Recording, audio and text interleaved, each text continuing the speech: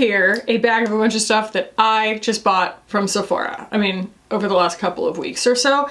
And we're gonna put it all on my face and we're gonna talk about it. It's a new at Sephora video. This is actually the only thing I haven't used yet because I keep forgetting to, but this is the new Danessa Myricks Yummy Skin 10 out of 10 Barrier Boost HA plus Ectowin Plumping Serum. So it's like a skincare product. I'll use it as a little bit of skin prep. See how it goes. I have the new Mary Phillips Skin Tint. This is the m.ph Le Skin, and I bought it in the shade Fair 20C.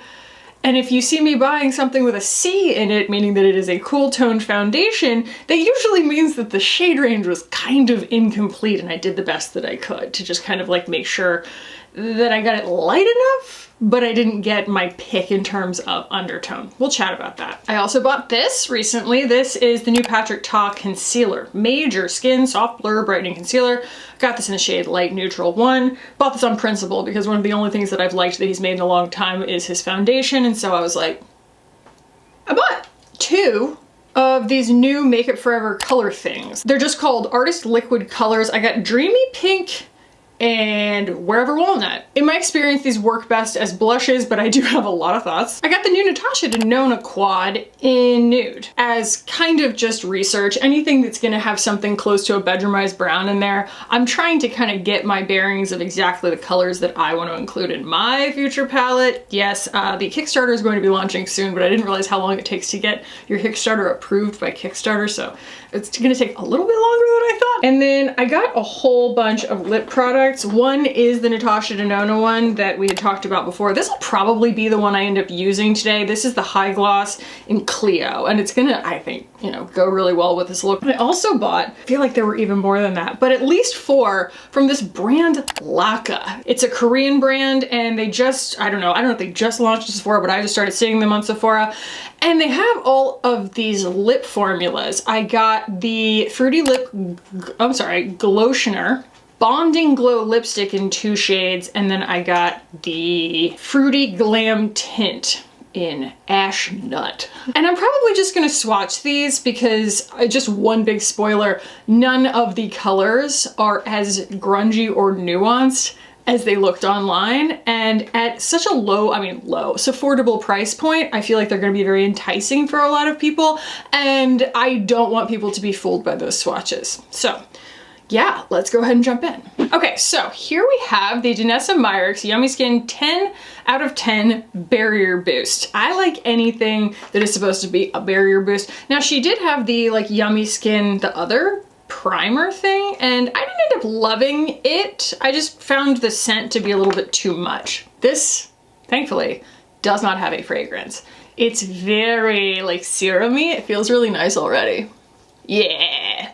Yeah, we'll see how it dries down, but it feels hydrating without being oily. It kind of reminds me of the West Metelier. The West Metelier primer stuff is a lot thinner. This has a lot more body to it, but that also makes it feel a lot more like instantly, I don't know, just like plumping almost. It's nice. Is that the word they used? Plumping. Yes, plumping serum. Look at me using all the words to describe it that they used to describe it. So that's nice. I am a little bit trepidatious to like rub it too much because I do fear that it would start to pill, but it didn't. It didn't show any signs of it. I just don't want to like go too hard. I can feel it drying down. Okay. How many shades? How many shades are in this Mary Phillips skin tint? Because I can feel it kind of wanting to be like the Lisa Eldridge skin tint, but that is just such a huge set of shoes to fill. So yes, this was $49, which is the same price as Lisa's skin tint. And we have 33, 34, 35 shades. Why did I have such a hard time getting a shade for myself?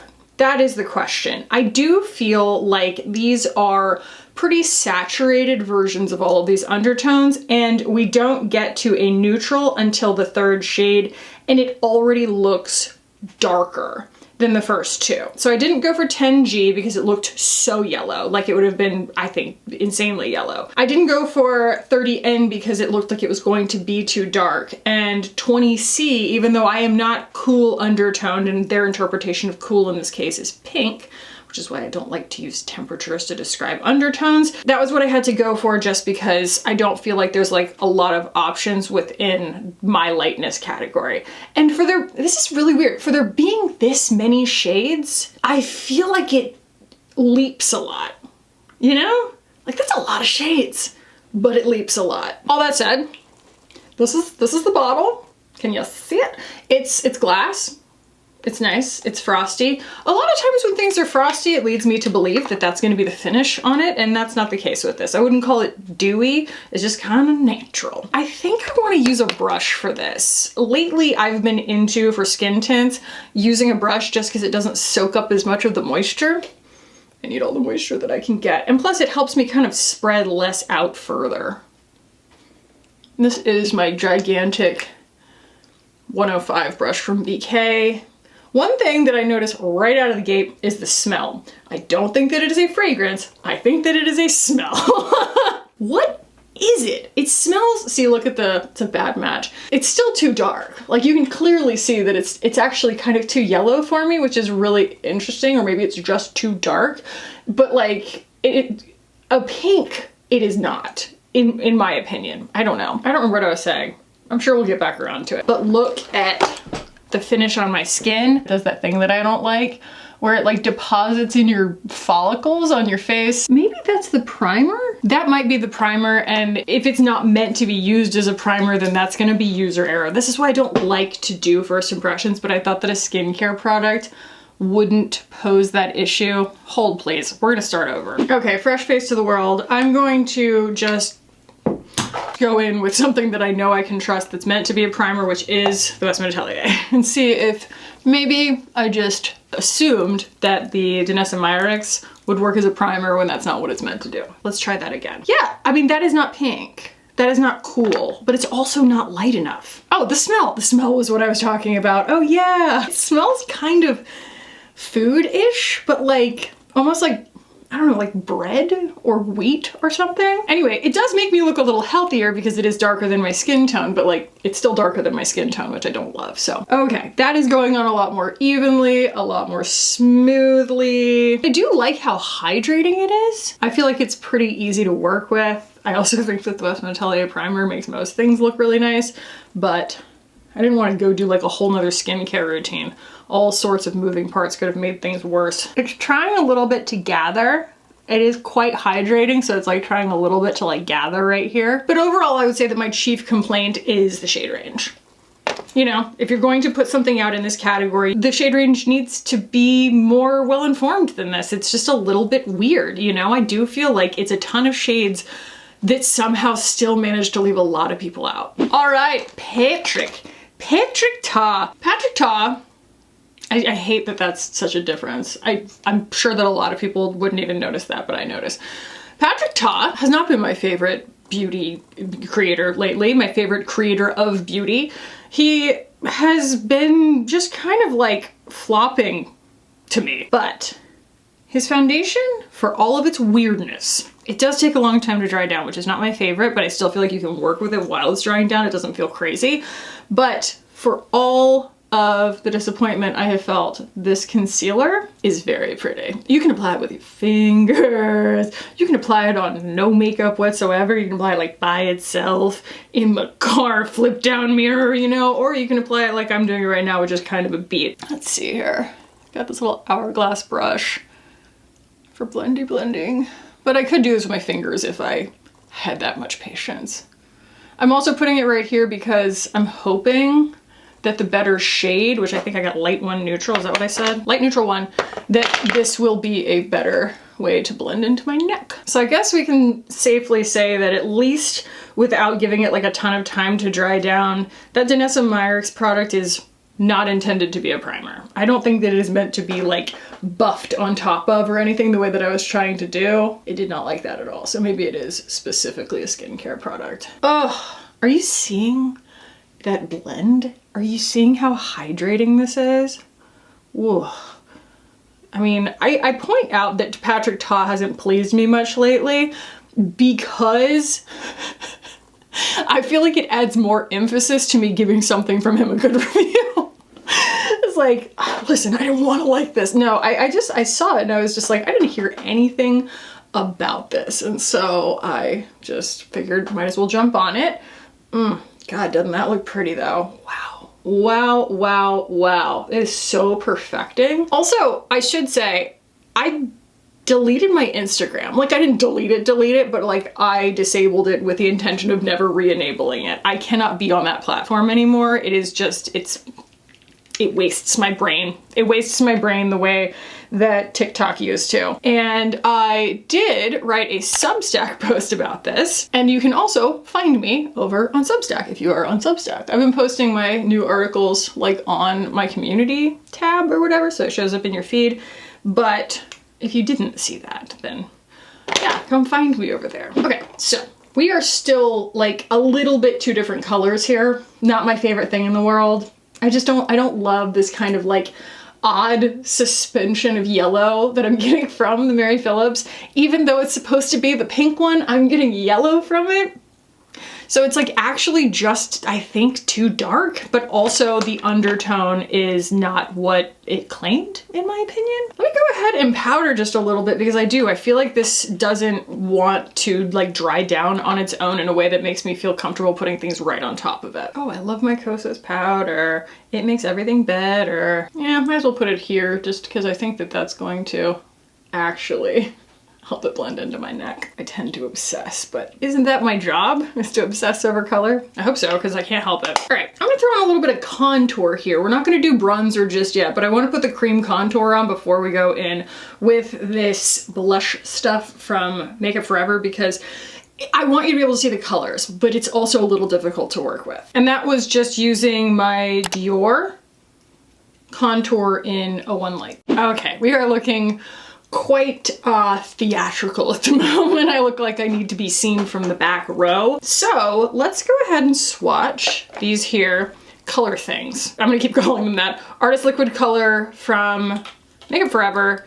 Here is Dreamy Pink, and here is Wherever Walnut. They are really pretty. They are not kidding around, okay? I think that they are probably very long wearing, but I will tell you, I'm pretty sure they're like waterproof. We're gonna just let these swatches dry and see if they do go down to completely waterproof, but in the meantime, I'm also going to apply some Wherever Walnut. I do not love this color on my skin for some reason. Like, that is basically the same color in my mind as like Petal, or I know it's not the same color, but it's, I don't know, the same kind of normal gosh darn straight down the middle of pink that I love in Sprinkle from Rhode, but it's just too darn much. It kind of reminds me of the Rare Beauty liquid blushes in that respect, where they get away from you really quickly if you try and actually place them on the skin first. It's just too darn much. They're very concentrated. So I'm going to apply this in a spot that is separate from those swatches, and I'm going to really build it into a brush here so that we can get some even application.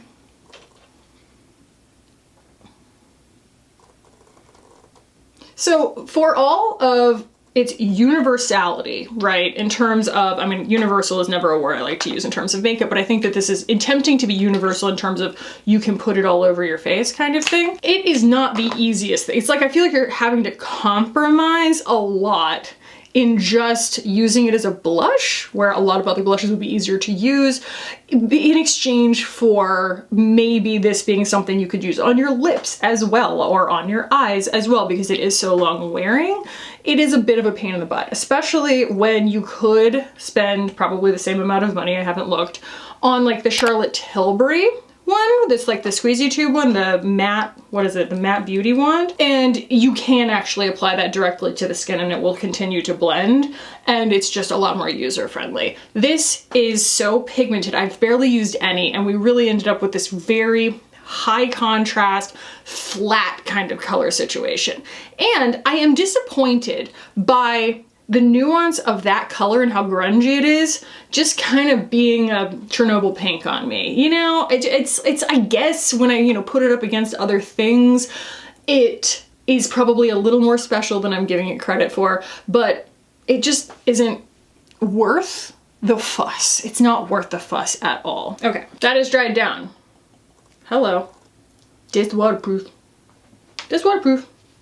pretty waterproof. It's not white proof, but like it doesn't just come off. It's not soluble, you know, which is nice. I like that. And it's not heavy on the skin. I do feel like I can continue to work things on top of it, but it is, I think it's limited. You know what I mean? Like that color is just kind of limited. You don't have like a gel finish that'll blend in with whatever's underneath your eyes that's gonna like give it some sort of dimension, even though everything's only really like one color at the end of the day, except for like a multi-chrome eyeshadow. I digress. It's like there is a difference between something that just reads really flat on the skin and something that inherently builds a little bit of dimension, or at least preserves a little bit of the visual dimension on your skin. This like absorbs so much light that I do feel like it's just this kind of wall of color. It's really hard to get it thin enough that it's not the only thing you see. I am gonna apply some bronzer. This is not new at all, but I think that this will be the one that is welcome in the routine today. This is the Bronze Goddess from Estee Lauder. Not only is it just very agreeable and a great color on me, but also I think I can use it to blend this high contrast sockety situation under my eyes. Yeah, that's a pretty aggressive product to try and overcome. You know, I pretty much had to like do my entire under eyes in bronzer in order to even start to blend that line. And like I said, I tried to apply it before, like directly to the skin, and it's like you can blend as the day is long, but it's gonna continue to have this like discernible line on your face, and like that is just not something I feel comfortable recommending because everyone is at a different level of experience and patience, and I'm not going to be the one who asks you to lose your patience with something or who wants to increase your learning curve in the morning just for, you know, a product where it's not that unique to begin with. The trade-off's not worth it to me. Let's swatch this Natasha Denona quad. It is Natasha Denona's typical matte formulas, as well as a couple of these sort of unctuous ones. Her mattes are quite grippy. I will say that brown does appear to be a different formula. She has several mattes, I want to say. Like the brown seems to be a different formula than the tan. The tan is creamier and easier to work with. The, you know, bedroomized brown color, it's very pretty, but I will say it's like, it's a little dramatic. Like it doesn't really give you many places to go. It is a little tiny bit too cool for my taste without having enough like complexity to it. And then this, it's like a spangly champagne, very, very pretty, but very hard to control on a brush. Like you really gotta just like get in there with your fingers to get it to do anything, because as soon as you pick it up on a brush, it kind of like crumples up on itself. It's very pretty though. I do feel like this is a very functional release. Natasha Denona's shadows tend to work way freaking better on a natural bristle brush. So I have here the Shoto 3 from Refer. I'm gonna start with the, you know, the tan. That's gonna probably be our best bet in terms of a transition shade. Oh, what is that, a Carolina Wren? And it's quite nice, it really is. I do experience, you know, more difficulty when I use a synthetic brush, but I just kind of want to make y'all aware of that, because these shadows, especially her mattes, can be really frustrating, but I think that they are so meant to be used on a natural brush, natural fiber brush, because it just blends it so much easier. And this is an interestingly shaped brush.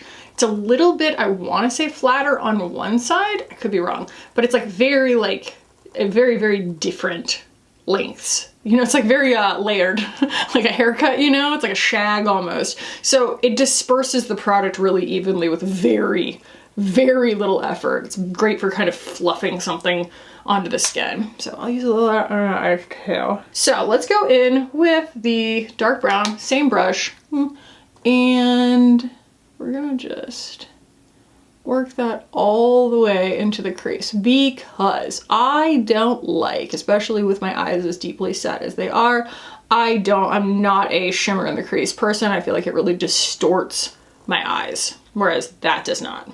But I am being so careful, and I do think that this brush is what is making my life so easy right now, because I have tried this on other brushes and it was a lot more work. See, that's nice. I would leave it like that. I would.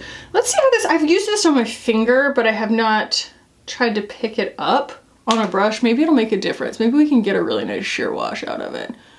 It's just a little bit, nah, it does not like, it does not like that. It's a little bit cool toned for my taste. I think that like when you put silver, like mica, into something, you have to account for the fact that that's going to cool off the overall effect of the shadow. It's like you almost need to go further in terms of warmth if you're going to put mica in something, or synthetic fluoroflogopite, because, you know, there are different shimmer colors, but mostly what we see is that mica color. It's that kind of like pewter.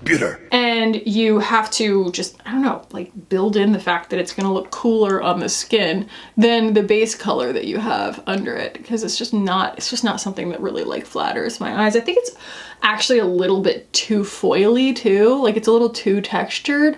I prefer something that just doesn't instantly do that. You know, I want it to have a little bit more differentiation in the particles and stuff like that, so that you can apply a really thin wash of it if you want to. Like this, just, that's it. That's it. It's pretty, but it's like not really, there are no other options. Like that's okay, but it kind of looks weak, you know? It looks like you didn't use it right. I guess you could get away with that. That's not too bad. And then that's it, like full tilt. I wonder if I can like wipe some of this off. I like it like thinner and sheerer so much better. Yeah, I think we just kind of got to split the difference here. But you do have to take pains to apply this thinly if you want to wear it thinly. It's not really what it wants to do. And then I'll use a little bit of it on my finger underneath, but like I said, it's not really want to pick up on a brush, so it is hard to get it underneath the eyes with any precision with your finger. It's all right though. It's all right. I think that there are brushes that could do it. I just don't happen to have one handy. And then we have this little guy right here, and you can see, you know, you pick it up on your finger and it does give a little bit of like an inconsistent effect that I like want. You put it on your inner corner, right? And while as you blend this, yes, it's going to give a more even texture. When you have something only on the inner corner, that's not a lot of room to blend something to get an even texture. So you're kind of placing it more than blending it. So you'll end up with these really inconsistent chunks of it sometimes. But we will just use a little bit more real estate, spread it a little bit more onto the lid. But again, I wish the whole thing was just a little warmer. I know that there is a warm one, but like even for the neutral, I think that the issue is that I love the warmth of both of the matte shades. And then the shimmer shades, because they have mica in them, it's like they didn't, like I said, they didn't back calculate for that. They didn't compensate for it in terms of adding more warmth to the base color. So they don't go together. Like you want the lid to look like it's coming towards you. You want to get the effect of things being more dimensional as a result of putting on eyeshadow, right? I don't think that that's like a leap. So for this part, the matte part to be so much warmer, it looks like this portion of my eyes where the mattes are is like coming towards you, whereas like this, it's catching the light, but it still looks like it's shrinking. Whereas, for example, Por ejemplo, I have here like a lab sample of one of my, this isn't gonna be the final formula, it's too coily, but it is a little bit warmer to compensate for that mica. And so it's like if you put that on top, you end up, do you see the difference there? It's so subtle, but now that eye looks like it's coming towards you because it's just got that little bit more warmth. And it's not a preference thing. It's not a, oh, my skin is warmer, therefore this should be warmer to match my skin. It's that this should be warmer to match the other shadows in the palette, to be able to make it work, to be able to build the proper illusion. Because do you see how much more dimension this eye appears to have? Even more, how much more natural. Like the eye, when you're looking at it, can rest here. It believes what it's seeing. This looks distorted. You know, it looks like I'm wearing silver eyeliner. And that was never, I don't think, the intention of the palette, belied by the fact that like the mattes aren't that cool. So yeah, I'm gonna put a little bit of that on here.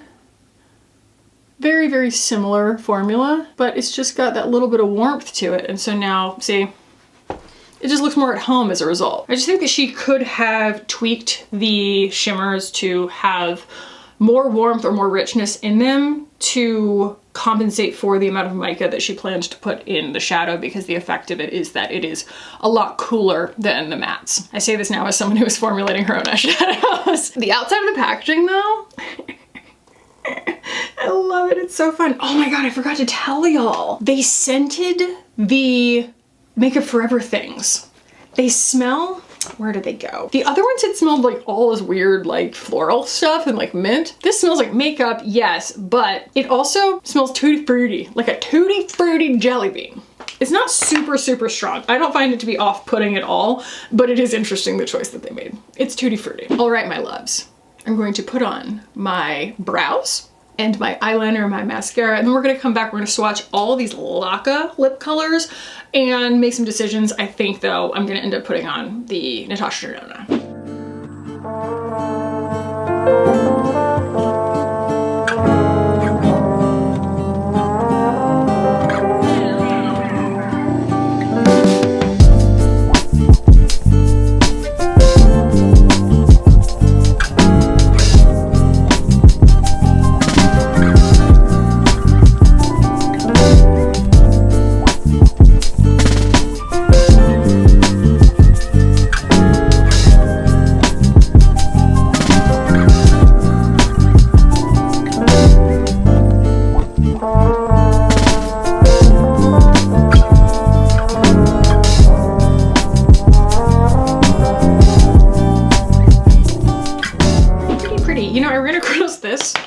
Talked about this at all.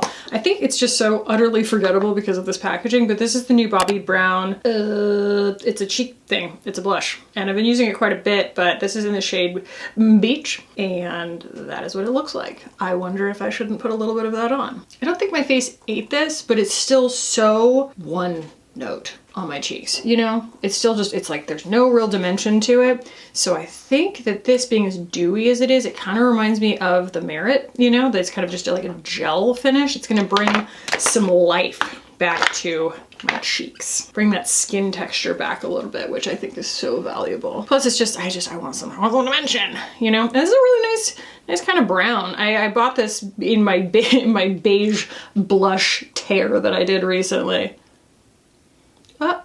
Okay, I thought it like dragged mascara across my face. I was like, oh no.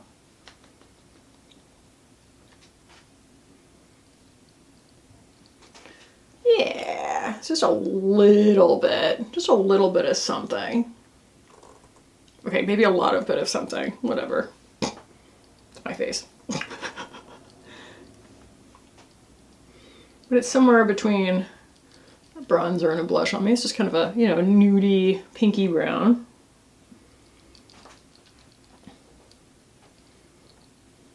It's a little Chernobyl-y, just a little.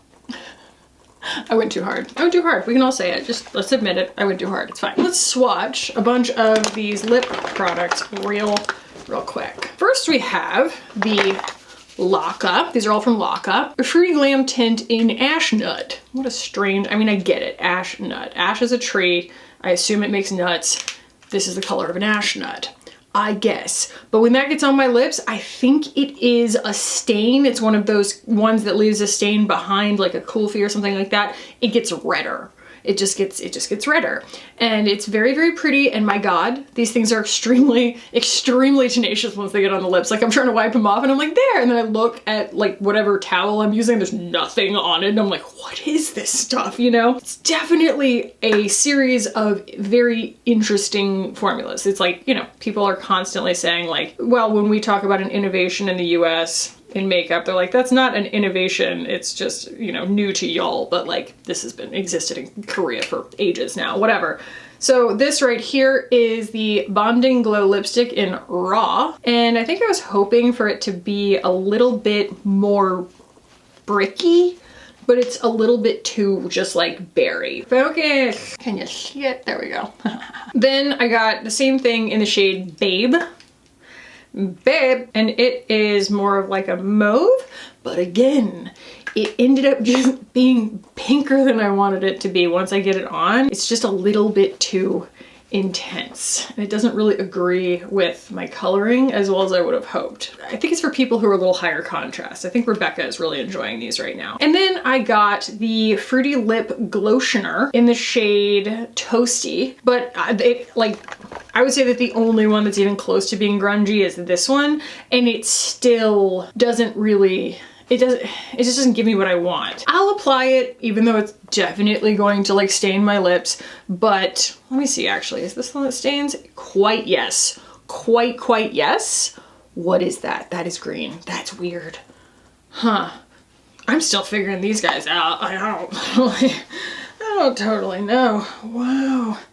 That's bananas. That color that I left behind is bananas. Not that we don't already have pigment to our lips, but I have never in my life applied something that color to my lips. I don't know. Yeah, screw it, let's do it. Do you see what's red? Do you see what goes red? What is that about?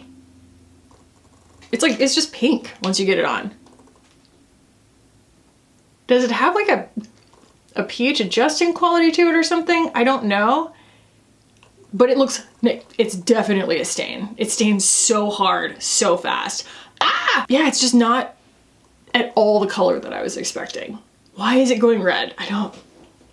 It's not bad, it's just not at all the color I signed up for. Oh, it stained the living daylights out of my lips. I mean, there's not much coming back from that, but put a little bit of concealer on there, right? No harm, no foul. I think I'm going to use this Natasha Denona one that I got. It is the High Gloss in the shade Clio. It kind of reminds me of like the Hourglass, the old, I think they're discontinued now. I'm not sure. Are they? I can't remember, but I used to love it. I used to gosh darn love it. So I think I'm gonna lip line a little bit with this. And I have here what I think is gonna work pretty well with this. I have Allie's lip liner, Review Beauty in Almond. I really like this stuff and it holds up. What a beautiful color. But like you kind of got to get it on and then blend it because it's going to dry down like a waterproof lip liner. I mean, or like a waterproof eyeliner is what I meant, but it is a lip liner, so. And here we have Clio. As far as I can tell, there's no sensation. There's not even a scent in it. It could have afforded a scent. It smells a little bit just like makeup. That's fine with me. You hardly need any, it's got so much pigment and it is like, it's what I like. I like a really thick syrupy gloss. If it's gonna have pigment to it, I want it to have viscosity to it, right? You want it to have enough that it's like, I don't know, it's not like sliding everywhere and looking uneven. Like it's a very, very nice color. It's very my lips but better, you know? Well, y'all like it or not, or me like it or not, this is the look. This is what we ended up with. It's a lot. It's a full beat. It is a full face for makeup. Yep, but it's pretty. I like the way that the tones turned out. I do think that I went too hard with the Bobbi Brown blush, but we're here now, you know, so let's talk final thoughts on all the stuff that was new today. The Danessa Myricks 10 out of 10 Barrier Boost Plumping Serum. I will say, it's a plumping serum. I don't think that it's meant to be a primer. Yeah, it says use it morning and night. I don't, it makes no claims to be a primer, and we proved today that it is not a primer. Do not use this as a primer, but it's lovely. I will continue using it. I'll probably sleep in it, you know? Listen, there are moments where I feel like I'm being too harsh on a brand. Like I'm like, you know, they went to all the trouble to put out all these shades and like, this isn't the perfect shade for me, so therefore I'm butthurt about it or whatever. But then I have to remember, my allegiance is not to the brands, it's to you, you know? And I want you to know my experience is like, you might have a shade in this.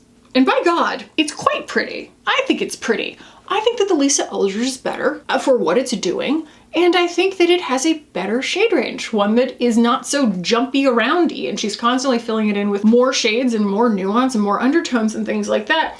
And I mean, that one is so flexible and so weightless. Like, this is very, very pretty. It is, but it's hard for me to say just in a vacuum that something is nice.